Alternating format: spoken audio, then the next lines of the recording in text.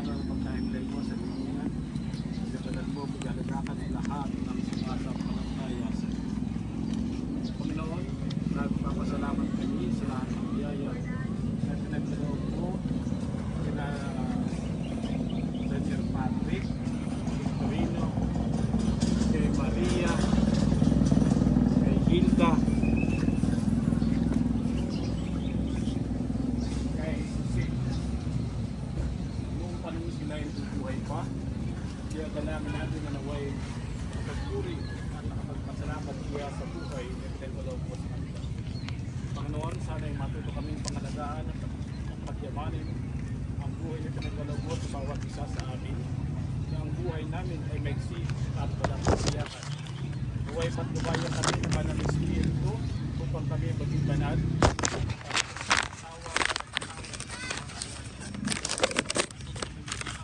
Kapwa at palaga sa buhay. Magbigay natin. Ilugarasal din namin sa iyo ang buong pamilya. Sina Daniel Patrick, Maria, Hilda at Jose. Huwag matanggap nila ang pagpanaw nila. Mario po, Mario. Pag-asa. Nakasama mo ngayon at ang mga tama sa iyong tahanan. Pagpalago, Panginoon, at ingatan. Paliwanagin nawa ng Panginoon bilang mukha sa iyo. Pagpalago ka ng kanyang biyaya at kanyang kaluwan, Panginoon. Kaluwan ng kapayapaang walang hanggan. Amen. Amin, sumasalamit ka sa Sabayin ng ano. Pasasaka ng namin. Hindi na daw po sa lupa. Maraming salamat. Ito kami ngayon ang aming kakanin sa araw-araw.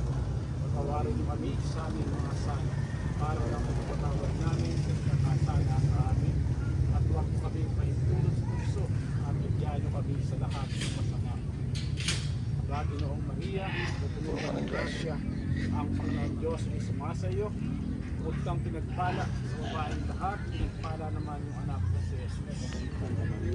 Diyos, panalangin mo kami makasalanan. Ngayon kung kami mamamatay, Wala ating sama. sa Anak, sa Espiritu Santo. Payapaan kailanman ay gawad ang may kapal sa iba natin mga mahal sa buhay. Sila nawa ay silayan ng ilaw na walang hanggan. Sa ngalan ng Ama, Anak, Espiritu Santo.